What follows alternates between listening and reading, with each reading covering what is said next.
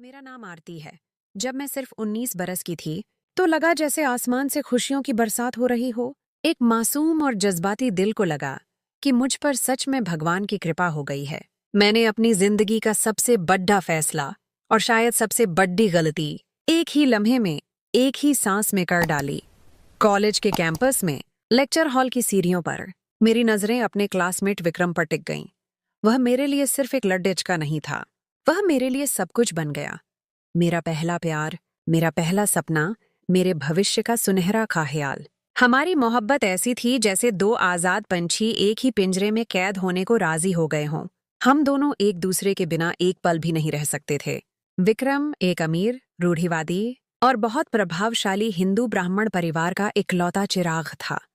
उसके परिवार की जड़ें बहुत गहरी थीं और उनकी परंपराएं किसी लोहे की जंजीर की तरह मजबूत थीं। वह मुझसे बेपनाह मोहब्बत का दावा करता था। उसकी हर बात में सच्चाई झलकती थी, लेकिन सच यह था कि उसकी जिंदगी के सारे डोर आज भी उसकी माँ, मेरी सास बनने वाली माताजी रोहिणी देवी के हाथों में थे।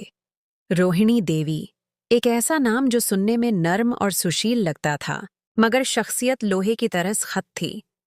वह एक ताकतवर, कठोर और मान सम्मान वाली महिला थीं, जिनकी खानदानी और समाजी हैसियत को सब मानते थे। पति की जल्द मौत के बाद उन्होंने विक्रम को माँ और बाप दोनों का प्यार देकर पाला था, और इसी प्यार ने उसे सोने के पिंजरे का कैदी बना दिया था। उनका एक ही मकसद था, वह अपने बेटे की शादी अपनी पसंद और मर्जी से ही कराएंगी। इस सिलसिले में वह न जाने आज तक कितनी ही खूबसूरत, पढ़ी लिखी और मालदार लड्ढाकियों को सिर्फ इसलिए मना कर चुकी थीं कि वे उनके ऊंचे स्टैंडर्ड पर पूरी नहीं उतरी थीं। जब विक्रम ने कांपते हुए लहजे में उन्हें बताया कि उसने अपने लिए खुद लड़की पसंद कर ली है, एक ऐसी लड़की जो उनके खानदान के स्टैंडर्ड और जाति से मेल नहीं खाती, तो यह खबर उनके लिए किसी आसमानी बिजली गिरने से कम नहीं थी। उनकी बरसों की मेहनत और प्लानिंग एक पल में बिखरती नजर आई। उन्होंने फौरन अपने जज्बातों पर काबू पाया और विक्रम से कहा कि वह मुझसे हर तरह के सवाल पूछेंगी। मेरी पढ़ाई, मेरे परिवार, मेरे अतीत, मेरी पसंद नापसंद, यहाँ तक कि मेरे सपनों के बारे में भी। और मैंने सोचा, ठीक है, यह तो रीति रिवाज है, हर घर में होता है। मुझे तो सिर्फ रोहिणी देवी का दिल जीतना है। मगर मेरा यह ख्याल सिर्फ एक कच्चा ख्याल था, क्योंकि मेरी सास का बहुत ही अजीब और गरीब बर्ताव तो अभी शुरू भी नहीं हुआ था। हमारे समाज में आम तौर पर लड़डचकी को देखने के लिए सिर्फ लड़डचके की माँ और एक दो करीबी औरतें ही आती हैं, जिनका मकसद सिर्फ यह देखना होता है कि लड़डचकी सभ्य और सलीकेमंद है। मगर मेरी किस्मत में यह आसानी नहीं लिखी थी। मुझे देखने के लिए 50 से ज्यादा औरतों का एक काफिला आया। ये कोई छोटा परिवार नहीं था, बल्कि एक संयुक्त परिवार का पूरा कुबीला था। यह मंजर मेरी जिंदगी का एक सदमा बन गया। मेरी सास रोहिणी देवी की 4 बहनें थीं, उनके परिवार की सभी बेटियां और बहुएं, उनकी ननदें, उनकी सहेलियां और न जाने कौन कौन, जो सब के सब मुझे, आरती को जांचने, तौलने और परखने आए थे। एक एक औरत का चेहरा शक और सवालों से भरा हुआ था, जैसे मैं कोई पुरानी कीमती चीज हूं जिसे किसी महंगे नीलाम घर में पेश किया गया हो। वीडियो पर आगे बढ़ने से पहले, यदि आपने हमारे चैनल को सब्सक्राइब नहीं किया है तो कृपया सब्सक्राइब करें और उसके बगल में घंटी को चालू करें। मैं इस भीड़ डीच को देखकर हैरान परेशान रह गई थी। मेरे माँ बाप का हाल भी कुछ अजीब था, मगर उन्होंने खुद को संभाला और मुझे समझाने लगे, बेटी घबराओ मत, ये सिर्फ देखने ही तो आए हैं, उठाकर थोड़ी न ले जा रहे हैं। उनके लहजे में विनम्रता थी, मगर आंखों में अमीरी की चमक थी। ये तो अमीरों के नखरे हैं और हमारे समाज की पुरानी भूली बिसरी रस्में हैं। लड्ड तुम्हारी पसंद का है और देखो कितना खूबसूरत है। अगर लड्डिच का पसंद कर लिया तो उसकी माँ और रीति रिवाजों को भी सहना पड़ेगा। ये खानदान बहुत बद्दा और दौलतमंद है। मेरे माँ बाप की खुशी असल में मेरी पसंद की जीत से ज्यादा उस अमीरी और रुतबे से थी जो उनकी बेटी को मिलने वाला था। ये सब कुछ मेरे लिए और भी ज्यादा बोझिल हो गया था। मुझे ये रस्में और ये भीड़ दस्तखत नापसंद थी, और इसीलिए मैंने कॉलेज में गंधर्व विवाह को तरजीह दी थी। मेरी ख्वाहिश थी कि मुझे कोई बार बार देखने नहीं आएगा और मैं इन पारंपरिक बंधनों से आजाद रहूंगी। मगर हाय रे किस्मत, जिस चीज से भाग रही थी वही मेरे सर पर आ पड़ी। पूरे 2 घंटे तक उन 50 लोगों ने मुझे बार बार एक एक चीज को गौर से देखा। वह एक दूसरे से फुसफुसाते रहे, मेरी चाल, मेरी कूद काठी, मेरे रंग पर टिप्पणी करते रहे। इस अमल ने मेरे आत्मसम्मान को बुरी तरह जख्मी किया। पहला अपमान, मुझसे कमरे में चलकर दिखाने का हुक्म दिया गया ताकि वह मेरी चाल ढाल को अशराफिया के स्टैंडर्ड पर जांच सकें। दूसरा अपमान, फिर मुझे बैठकर दिखाने की मांग हुई, जैसे मैं कोई लचीली गुद्धियां हूं। और सबसे बद्धा अपमान, एक मोटी ताजी और बहुत अहंकारी औरत ने तो यहां तक कह दिया, हमें यकीन नहीं आता कि यह लक्ष्मी खाना बना सकती है। हमारे सामने एक रोटी बनाकर दिखाओ, देखते हैं तुम्हें आटा गूंथना और रोटी बेलना आता है या नहीं। यह एक बाकायदा हुक्म था। मैं शायद दुनिया की पहली नई नवेली दुल्हन थी जो अपनी पसंद की शादी पर इस कदर जबरदस्त गुस्से और बेबसी की हालत में थी। मेरे दिल की गहराई से चीखें निकलने को थीं। मेरा दिल चाहा कि इन सब को बताऊं कि मैं कोई बकरी नहीं हूं जिसे कुर्बानी से पहले सबने आकर तौलना और जांच करना है। इस संयुक्त परिवार के सिस्टम और इनकी अजीब ओ गरीब रस्मों ने शादी से पहले ही मेरी रूह को परेशान कर दिया था। रोहिणी देवी मेरी शादी ऐसे करवा रही थीं जैसे मैं उनकी अपनी बेटी हूं और मेरी मर्जी का कोई वजूद ही न हो। उनकी हर बात में एक अनदेखी हुकूमत और मिल्कियत का एहसास था। खैर, जैसे तैसे करके भगवान का नाम लेकर शादी की रस्में पूरी हुईं। 7 फेरे हुए और मैं आखिरकार विक्रम की सजी हुई सेज पर उसके कमरे में आकर बैठी। मैंने एक गहरा, लंबा सांस लिया और सोचा कि अब इन तमाम अजीब और गरीब रस्मों से जान छूट जाएगी। आज हमारी सुहागरात थी और मुझे पूरा यकीन था कि रोहिणी देवी कम से कम इस कमरे में तो नहीं आएंगी। मैंने विक्रम का इंतजार शुरू कर दिया। मेरे दिल में एक मीठी सी घबराहट थी। आखिरकार मैं और मेरा प्यार अकेले होंगे। मगर मुझे लगता है कि मेरी जबान काली थी या मेरी किस्मत खराब। मेरे ख्याल के बरखिलाफ सुहागरात को रोहिणी देवी बाकायदा मेरे कमरे में आ गईं। उनके चेहरे पर कोई शर्मिंदगी नहीं थी, बल्कि एक फतेह वाली मुस्कुराहट थी। मुझे लगा कि कोई नसीहत या लेक्चर देने आई होंगी और फिर चली जाएंगी, लेकिन उसके बाद जो हुआ उसने मेरा बचा खुचा दिमाग भी खराब कर दिया और मेरे सभी रोमांटिक ख्यालों को तोड़ डाला। रोहिणी देवी ने एक सर्द और रौबदार लहजे में कहा, तुम इस कमरे में नहीं रह सकती। तुम्हें मेरे साथ मेरे कमरे में आकर सोना होगा। मेरे गुस्से की आग 7वें आसमान पर पहुंच गई और मैंने बेबाकी से कहा, यह किस तरह की बात है? क्या ये कोई मजाक है? उन्होंने फौरन मेरे जुमले को काट दिया और चेतावनी दी, शर्म करो बहू, एक दिन की दुल्हन इस तरह से फरफर नहीं बोलती। यह हमारी पीढ़ियों पुरानी खानदानी रस्म है जिसे हर लड़चकी को निभाना होता है। उनकी आवाज में एक ऐसा जोर था जो हर मुखालिफत को कुचल सकता था। उन्होंने इस रस्म को एक नैतिक स्टैंडर्ड बना दिया। अगर कोई लड़की यह रस्म नहीं निभाती तो उसे बेशर्म कहा जाता है। तुम्हें 3 दिन तक मेरे कमरे में आकर सोना होगा। इसके बाद तुम जानो तुम्हारी जिंदगी। कोई तुम्हें कुछ नहीं कहेगा, लेकिन यह रस्म पूरी करनी होगी, वरना तुम्हारी आने वाली जिंदगी में परेशानियां पैदा हो सकती हैं और खानदान के बड्ढों का घेरजिप तुम पर टूट सकता है। मैं हैरान थी। मेरी सास एक तरफ तो मॉडर्न होने का दावा करती थीं। उनकी जबान से ब्रांड के नाम खत्म नहीं हो रहे थे। उनके कपड़े बहुत महंगे थे। और दूसरी तरफ यह एक बहुत ही पुरानी और अजीब व गरीब रस्म पर पूरा यकीन रखती थीं। मेरा दिल चाहा कि चिल्लाकर कह दूं, मैं कहीं नहीं जाऊंगी, इसी कमरे में रहूंगी। मगर उनकी शख्सियत का रौब और उनका शारीरिक वजूद मेरे सर पर खड्डा था। जब उन्होंने देखा कि मैं अपनी जगह से टस से मस नहीं हुई, तो उन्होंने मेरा बाजू पकड़ा और कहा, उठो और चलो, देर मत करो, कहीं विक्रम इस तरफ ना आ जाए। वह भी थका होगा, उसने इसी कमरे में सोना है। फिर जो उन्होंने कहा वह मेरे अपमान की आखिरी हद थी। साथ ही उसके कुछ दोस्तों ने भी इसी कमरे में सोना है, इसलिए तुम्हारा यहाँ रहना ठीक नहीं। मेरी सास मुझे अपने साथ ऐसे घसीट कर ले गईं जैसे मेरी शादी उनके बेटे से नहीं बल्कि किसी नौकरानी की हुई हो। जैसे किसी बच्चे को दुल्हन के कमरे से निकाला जाता है कि यहाँ तुम्हारा क्या काम। मेरे गालों पर आंसू बहने लगे, मगर उनका दिल नहीं पिघला। वह मुझे अपने कमरे में ले गईं, जहां से एक अजीब सी बू आ रही थी, जैसे पुराने और बंद तहखानों से आती है। उन्होंने मुझे लाकर एक पुराने पलंग पर बिठा दिया और कहा, इस कमरे से बाहर नहीं जाना। मैं थोड़ी देर में मेहमानों को निपटा कर आ रही हूँ। मेरे पैरों तले से जमीन निकल गई जब उन्होंने कमरे से बाहर निकलकर दरवाजा सिर्फ बंद ही नहीं किया बल्कि उसे बाकायदा ताला लगा दिया। उन्हें क्या डर था कि मैं भाग जाऊंगी। अगर मुझे भागना होता तो इस घर में क्यों आती? मुझे अपनी अक्ल पर अफसोस करने का दिल कर रहा था कि मैं अपना फोन अपने कमरे में भूल आई।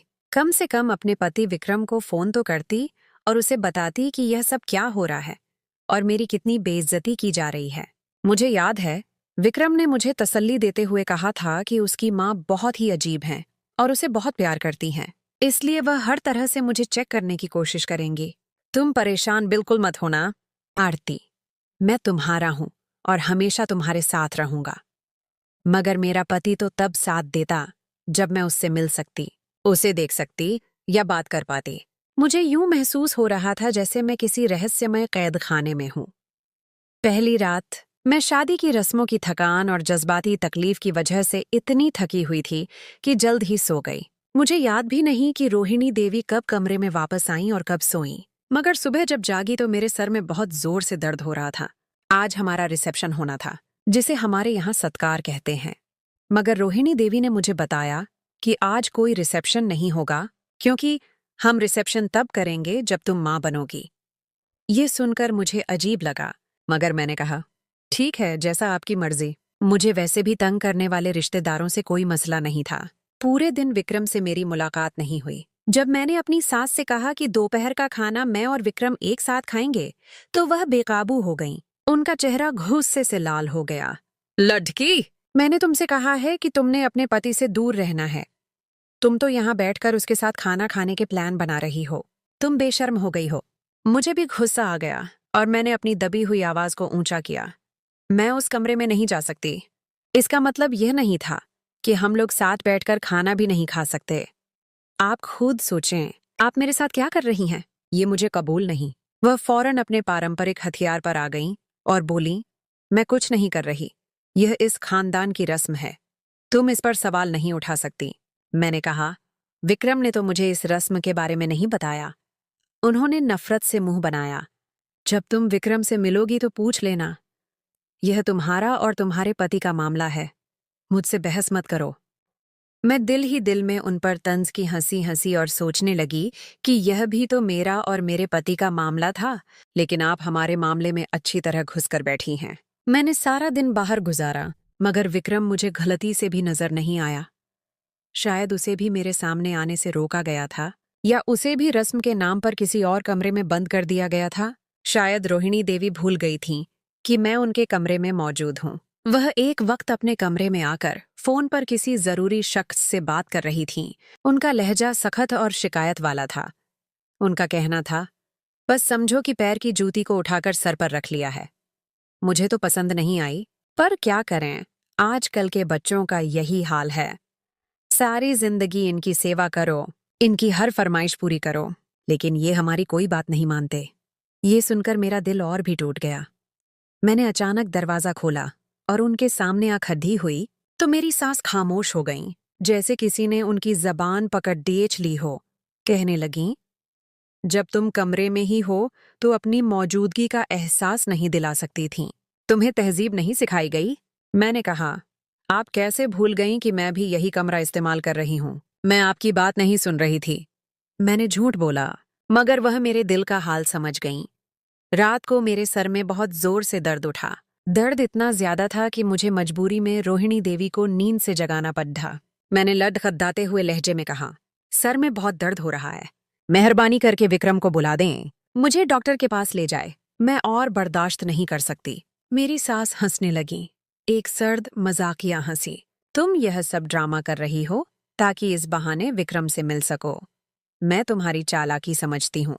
मुझे उनकी सोच पर हंसी भी आ रही थी और गुस्सा भी। हंसी इस बात पर कि वह मुझे मेरे पति से आखिर कब तक दूर रख सकती हैं, और गुस्सा इस बात पर कि मेरे सर में वाकई बहुत दर्द था। रोहिणी देवी ने एक हुक्म वाले अंदाज में कहा, चुप करके सो जाओ। जो तुम्हारे दर्द की दवा है ना, वह तुम्हें तीसरे दिन तक नहीं मिलनी। इसलिए यह सब ड्रामा बेकार है। इस खानदान में आने वाली हर लड्ढी की 3 दिन बद्दी मुश्किल से गुजारती है, लेकिन फिर भी इस रस्म को पूरा जरूर करती है। यह इम्तिहान है तुम्हारा। न जाने रात का कौन सा पहर था कि अचानक मेरी आंख खुल गई। मैंने देखा तो मेरी आंखों को यकीन नहीं आया। रोहिणी देवी बिस्तर पर बैठी मेरे पांव दबा रही थीं। मैंने फौरन अपने पांव पीछे कर लिए और कहा, आप क्या कर रही हैं? यह सब क्या है? वह कहने लगी, तुम थक गई होगी, तुम्हारी तबीयत खराब है, तुम्हारे पाँव में दर्द हो रहा है, इसीलिए सोचा कि मैं दबा दूं। मेरी बहू है तो तकलीफ में तो नहीं देख सकती। मैं यह सोचकर हैरान परेशान हो गई कि अभी यह औरत मेरे दर्द को ड्रामा कह रही थी और अभी यह बैठी मेरे पांव दबा रही है। आखिर यह किस तरह की औरत थी? मोहब्बत और नफरत का यह कैसा मिला जुला बर्ताव था। ठीक है लड्डी अचकी, अगर तुम कहती हो तो नहीं दबाती, तुम आराम से सो जाओ। उन्होंने मासूमियत का नाटक किया। पर सोने से पहले यह दूध का गिलास पी लो, इससे तुम्हारा सर दर्द ठीक हो जाएगा और तुम सुकून की नींद सो सकोगी। मेरे सर में इतना दर्द था कि मैं उस वक्त कोई भी घरेलू नुस्खा करने को तैयार थी। मैंने बगैर किसी शक के दूध का गिलास खत्म कर लिया और लेट गई। यहीं इसी लम्हे मेरी जिंदगी का सबसे बड़ा धोखा शुरू हो चुका था। अगले 2 दिन की रात भी मेरी हालत ऐसी ही रही। दूध का गिलास उनका एक पक्का इलाज बन गया, जिसे वह बद्धी मोहब्बत से मुझे पिलाती थीं। तीसरे दिन की रात तो न जाने मेरे साथ क्या हुआ कि मुझे कुछ याद नहीं कि मैं कब सोई, कब जागी। मैं एक गहरी, बेसुध नींद में डूब चुकी थी। मगर आज मैं बहुत खुश थी क्योंकि आज आखिरी दिन था। तीसरे दिन की सुबह मैंने सबसे पहले उठकर जल्दी जल्दी नहाकर तैयार हुई और इस इंतजार में बैठ गई कि कब मैं अपने प्रेम विक्रम से मिलूंगी। मेरे दिल में एक नई उम्मीद जाग चुकी थी। रोहिणी देवी कमरे में आईं। उनके चेहरे पर इत्मीनान था। उन्होंने कहा, रस्म खत्म हो गई है। तुमने बहुत अच्छे तरीके से ये रस्म पूरी की है। तुमने साबित कर दिया कि तुम हमारी बहू बनने के काबिल हो। मैं अभी विक्रम को बुलाती हूँ, फिर तुमको उसके हवाले कर दूंगी। भगवान तुम दोनों को खुश रखे। उनके लहजे में ऐसी मिठास थी कि एक पल को मेरा दिल भी पिघल गया। जैसे ही विक्रम कमरे में दाखिल हुआ, उसे देखकर मेरी जान में जान आ गई। उसके चेहरे पर थकान और परेशानी थी, जैसे वह खुद भी किसी कैद में हो। रोहिणी देवी भी वहीं मौजूद थीं, जैसे इस फंक्शन की जरूरी गवाह। लेकिन अचानक से वहां कुछ ऐसा हुआ कि मैं बुरी तरह चौंक गई। रोहिणी देवी ने एक्टिंग का मुजाहरा करते हुए रोना शुरू कर दिया। बिलक बिलक कर और ड्रामाई अंदाज में कहने लगीं, हम तो लुट गए, हम तो बर्बाद हो गए, सारा कुछ खत्म हो गया। उनका यह ड्रामा किसी सबसे बेहतरीन एक्ट्रेस से कम नहीं था। मुझे समझ नहीं आया कि मेरी सास को अचानक क्या हो गया था। विक्रम भी परेशान हो गया। वह फौरन उनके कूदमों में बैठ गया। पूछने लगा, माता जी, क्या हुआ है? आप क्यों रो रही हैं? आपका क्या मतलब है कि हम लुट गए? उन्होंने बनावटी तरीके से हिचकियां लेते हुए कहा, शुक्र है कि मैंने यह रस्म की, क्योंकि इस लड़ेचकी का मुझे 3 दिन में पता चल गया है कि इसके अंदर क्या है। सारी सारी रात न जाने किससे बातें करती है। मुझसे इतनी बदतमीजी की, जबकि मैंने तो इसके पांव भी दबाए थे। विक्रम ने मुझे ऐसे देखा जैसे मुझे खा जाएगा। उसकी आंखों में मोहब्बत की जगह शक और गुस्सा था। आरती, माताजी क्या कह रही हैं? ये सच है? मैंने गुस्से से कहा, ये सब झूठ बोल रही हैं। यह आपको मुझसे दूर करना चाहती है। रोहिणी देवी ने विक्रम की तरफ देखकर आंसू पोंछे। मैं झूठ बोल रही हूँ? क्या मैंने तुम्हारे पांव नहीं दबाए थे? बोलो, अगर मैं झूठ बोल रही हूँ तो कसम खाओ। विक्रम मुझ पर चिल्लाया। हाँ या ना मैं बताओ? क्यों चुप हो? मैंने कटवा घूंट पिया और कहा, हाँ, उन्होंने मेरे पांव दबाए थे। रोहिणी देवी ने इशारे से विक्रम को चुप करवाया और अपनी कहानी जारी रखी। न जाने किससे फोन पर बात कर रही थी। कह रही थी कि यहाँ पर ज्यादा दिन नहीं रहूंगी। दौलत हाथ में आ जाए तो यहाँ से निकल जाऊंगी और विक्रम को छोड़ डच दूंगी। फिर वह ड्रामेटिक अंदाज में रुकीं और आहिस्ता से बोलीं, और एक रात कमरे में थी ही नहीं। पूछो इससे कहाँ गई थी? और तीसरे दिन अचानक से चकरा कर गिर गई थी। मैं इसे डॉक्टर के पास ले गई और तुम्हें पता है डॉक्टर का क्या कहना है कि यह उन्होंने अपनी आवाज को रूंधा कर दिया। उम्मीद से है, शादी से पहले ही। मेरा मुंह खुला का खुला रह गया। मेरे जिस्म में खून जम गया। मेरी सास ने न जाने क्या क्या कह दिया था। मेरे खिलाफ साजिश की आखिरी हद थी। विक्रम ने बहुत गुस्से से पूछा, आरती, क्या यह सब सच है? क्या तुमने मुझे धोखा दिया? मैंने अपनी पूरी ताकत से चीखकर कहा, इसमें कोई सच्चाई नहीं। ये झूठ बोल रही हैं। यह मुझे यहाँ से निकालने के लिए साजिश कर रही हैं। मेरी सास ने एक बार फिर फतेह वाली मुस्कुराहट के साथ कहा, मुझे पता था यही कहेगी, और तुम भी तो मोहब्बत में इतना पागल हो गया था कि तुम भी मेरी बात को नहीं मानेगा, इसलिए मैंने कुछ सबूत इकट्ठे किए थे। सबूत? सबूत का नाम सुनकर मैं हैरान हुई कि मैंने जब कुछ किया ही नहीं तो सबूत कहाँ से आ गए। उन्होंने विक्रम को एक मोबाइल फोन पर कुछ तस्वीरें दिखाईं जिनमें मैं उनके कमरे में बेसुध सो रही थी और मेरे साथ कोई शख्स बहुत ही करीब बैठा हुआ था, जिसको मैं जानती भी नहीं थी। मैंने उसे इस घर में या शादी में कहीं नहीं देखा था। मेरे पैरों तले से जमीन निकल गई। इसका मतलब था कि मेरी सास मुझे बेहोश कर दिया करती थी और दूध के गिलास में भी बेहोशी की दवा थी। वह मुझे मेरे पति की नजरों से गिराना चाहती थीं। मुझे उसकी जिंदगी से हमेशा के लिए निकालना चाहती थीं। मुझे एक सेकंड के लिए लगा कि विक्रम मेरी सास की दिमागी हालत से वाकिफ था और जानता था कि वह इस रिश्ते से खुश नहीं थीं। वह मेरा साथ देगा।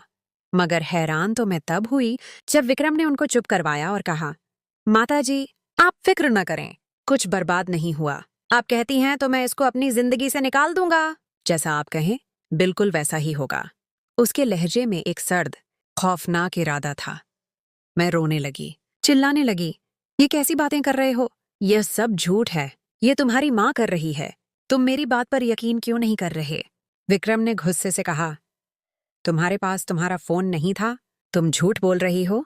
तुम्हारे पास तुम्हारा फोन था क्योंकि मैंने तुम्हें मैसेज किया था और तुमने जवाब भी दिया था। ये बात मत छुपाओ। मैं और भी हैरान हुई। इसका मतलब मेरे खिलाफ पूरा प्लान बनाया गया था, जिसमें मेरी सास के रिश्तेदार भी शामिल थे। कोई ऐसा था जो मेरी जगह बनकर विक्रम से फोन पर बात कर रहा था, ताकि विक्रम यह समझे कि मैं रस्म की वजह से नहीं मिल रही, बल्कि जानबूझकर दूर रह रही हूं। मैंने तुम्हें कहा था कि तुम मुझे अपनी तस्वीर भेजो, लेकिन तुमने कहा कि रस्म है और तुम नहीं भेज सकती। मुझे लगा कि तुम हमारे खानदान की रस्म इतने अच्छे तरीके से निभा रही हो, लेकिन असल में तुम मुझसे बेवफाई की रस्म निभा रही थी। मैं तुम्हें अपनी जिंदगी में एक पल कभी नहीं रखूंगा। विक्रम के कान में मेरी सास ने कोई खुफिया बात की। मुझे नहीं मालूम दोनों में क्या बात हुई, लेकिन इस बात को सुनने के बाद विक्रम का वजूद कांपने लगा। उसकी आंखों में आंसू आ गए, जैसे उसका दिल टूट गया हो। उसने इसके बाद कोई बात नहीं की और वहीं खड्डे खड्डे मेरा रिश्ता हमेशा के लिए खत्म करने का ऐलान कर दिया। मैं जमीन पर ऐसे बैठी कि जैसे मेरे जिस्म से मेरी रूह निकल गई हो। शादी के सिर्फ 3 दिन बाद मुझे अपने पति के हाथों तन्हाई और जिल्लत मिली। मेरी जिंदगी का सबसे बड़ा हादसा हो गया। यह वह कीमत थी जो मैंने पसंद की शादी और अमीर खानदान की बहू बनने के लिए अदा की। मुझे मेरे घर वापस भेज दिया गया। मेरे माँ बाप हैरान परेशान थे। उनके सपने टूट चुके थे। 2 हफ्ते बाद मेरा सामान वापस आ गया तो मुझे मेरी सास रोहिणी देवी की कॉल आई। उनकी आवाज में कोई शर्मिंदगी नहीं थी, बल्कि एक शैतानी जीत का एहसास था। आरती, उन्होंने सख्त लहजे में कहा, तुम मुझसे मेरे बेटे को छीनना चाहती थी, लेकिन मैंने तुम्हारा काम खराब कर दिया। तुमने एक संगलत माँ के जज्बातों को ललकारा था। अब मैं अपने बेटे की शादी अपनी मर्जी से कराऊंगी। मेरा बेटा मेरा सब कुछ है। तुम्हें क्या लगता था कि उसे तुम्हारे हवाले करके मैं बेफिक्र हो जाऊंगी? मैं सुकून से सो सकती थी। कभी नहीं। मैंने रोते हुए मगर मजबूत लहजे में कहा, आपने मेरे साथ यह सब क्यों किया? मेरा तो कोई गुनाह नहीं था। वह बोली, देखो कैसे चालाकी से किया कि तुम बर्बाद हो गई। यह रस्म मेरी सबसे बड़ी चाल थी। वह तुम पर कभी यकीन कर भी नहीं सकता। मैंने हमेशा उसे यही सिखाया है कि इस दुनिया में सबसे बड़ा रिश्ता माँ का होता है। वह मेरा बेटा है। कहते हैं कि दूध का जला छाछ भी फूंक फूंक कर पीता है। अब वह हर लड़की को शक की निगाह से देखेगा और आखिर में सिर्फ मुझ पर ही भरोसा करेगा। जब मेरी सास मुझे यह सब कह रही थी, तो मेरे अंदर की कमजोर आरती मर चुकी थी और एक मजबूत औरत ने जन्म लिया था। मैंने फौरन एक और फोन पर उनकी आवाज रिकॉर्ड कर ली। यह मेरे बर्बाद होने का सबसे बड़ा सबूत और मेरे बदले का अकेला रास्ता था। और यूं 3 दिन की रस्म ने एक घिनौनी साजिश और एक मजबूत औरत को जन्म दिया। मेरे दिल में अब विक्रम के लिए कोई जगह नहीं थी, सिर्फ अपने आत्मसम्मान को वापस पाने का इरादा था। तो दोस्तों, कैसी लगी आपको आज की हमारी ये शानदार कहानी? मैं उम्मीद करती हूँ कि आपको कहानी जरूर पसंद आई होगी। अगर आपको कहानी पसंद आई हो तो वीडियो को लाइक करें और अपने दोस्तों के साथ शेयर भी जरूर करें। और भी इसी तरह की शानदार और मजेदार कहानियां देखने के लिए हमारे चैनल को सब्सक्राइब कर लें और साथ मौजूद घंटी के बटन को भी प्रेस कर दें। मिलेंगे आपसे किसी एक और शानदार सी कहानी के साथ। तब तक के लिए धन्यवाद।